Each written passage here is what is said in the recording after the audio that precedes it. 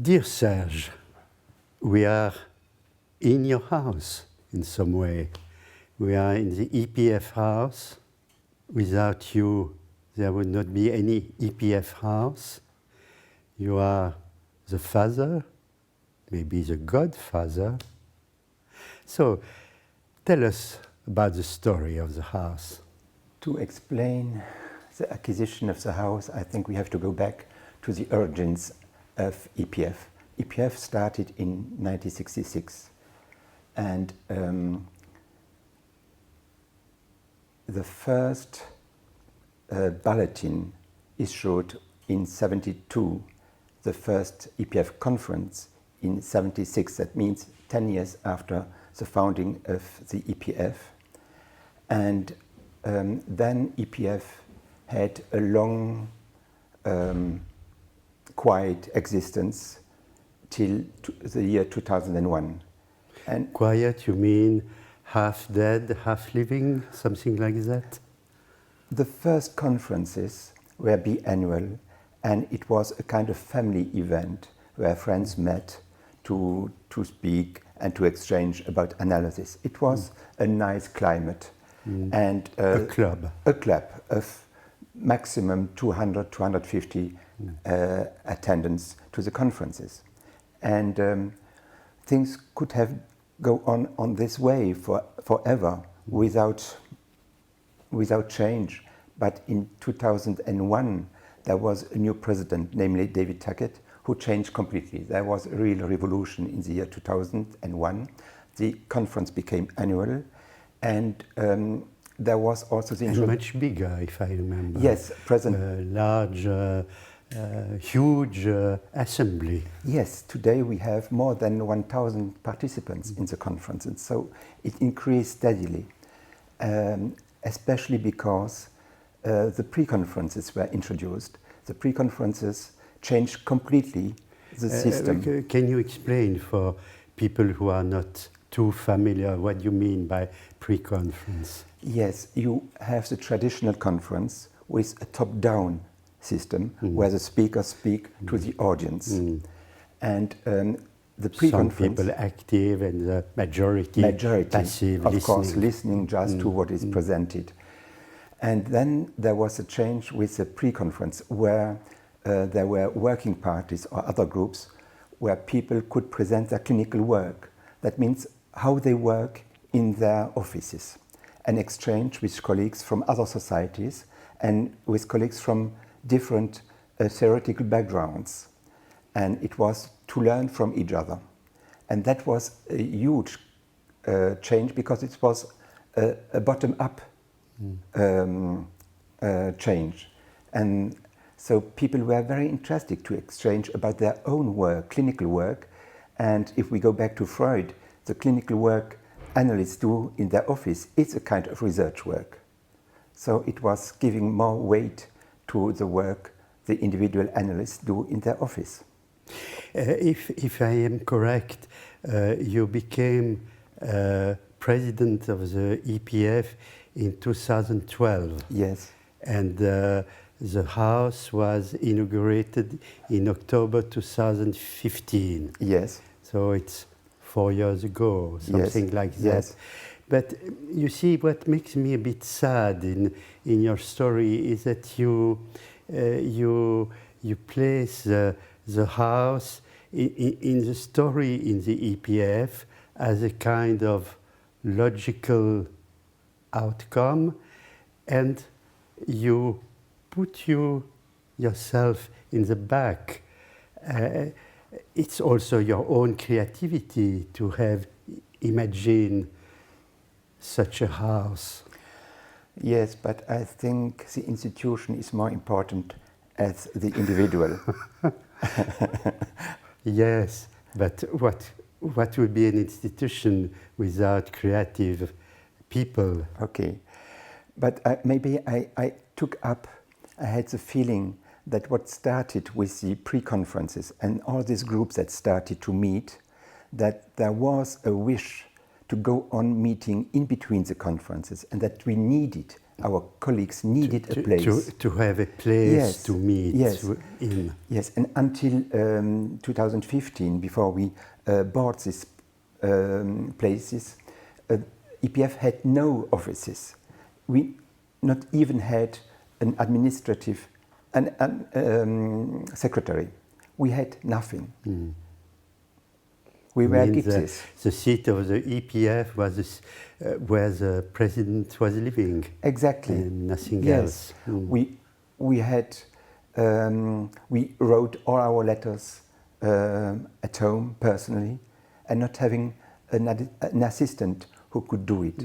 So there was a big move when we changed this with an administrative secretary and with the buying of this house. So, really, when I said that you are the father, I was not wrong. It was under your presidency that all these changes could happen. Yes. And now, Serge, if we look back the past 4 years, are you happy with the house? What is pleasant for you? What is not pleasant? What would you change? Because you are no more president of the EPF, but I should have added it before. You are the EPF house director, so you are still very active in the day-to-day life of the house. So what can you tell us about your experiences during the past 4 years, how it's functioning today, what do you foresee for the future? If I have a critic, I think we bought a house that is too small. We should have 2 or 3 rooms more. So we could also establish here the administration, because we have these rooms only for scientific meetings, not for administration. Because when you put the administration in a room, the room is taken by the administration. So you mean that the administrative secretary is working at home? He's working at home. Yes. Mm. Unfortunately, we should offer him a room to work. But if we offer him a room here, we lose 1 meeting room. So it's rather too small. It's not politically correct to say this, but I think that was a mistake. And maybe I didn't dare asking the council to buy a larger place, because it was really a kind of revolution to buy it. And I think I was afraid that the council would not agree to buy a larger place. But maybe I am wrong. Maybe I should explain to those who are listening to our conversation. You were the president of the federation at the time the house was bought, but people must understand that the people who at the end have the final right to decide is the council, which means the assembly of the presidents of all European societies. Yes. So you are not alone to decide. No, I had first to convince the members of the executive committee, and that means 6 members. And we needed 1 year to convince ourselves, the 6 of us, that we needed such a place for us. And then when we agreed, the 6 of us agreed, then we went to the council of where 42 societies were represented, and then the presidents agreed. And was it an easy task? Was it difficult? Did you have to fight against resistances? Yes, always. When you initiate something new, you have to fight. We are psychoanalysis. Yes, but you know, all societies need a place for themselves, and it became obvious that EPF also needed a place, an own place. where we could feel at home. And I remember the vote. We were 32 societies who had the opportunity to vote. 25 were in favor, 5 against, with 2 abstentions. So it was a clear decision. Yeah, but surprising, 5 against. Yes. But what reasons to be against? It seems so obvious that it was a plus for the federation. Yes, but some said we don't need it. We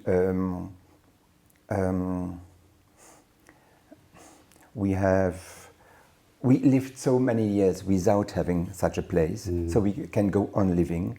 Why should we take this work plus work to have this place? It's representing a lot of work, a lot of investment. It will cost a lot, and all these kind of arguments were put in the discussion.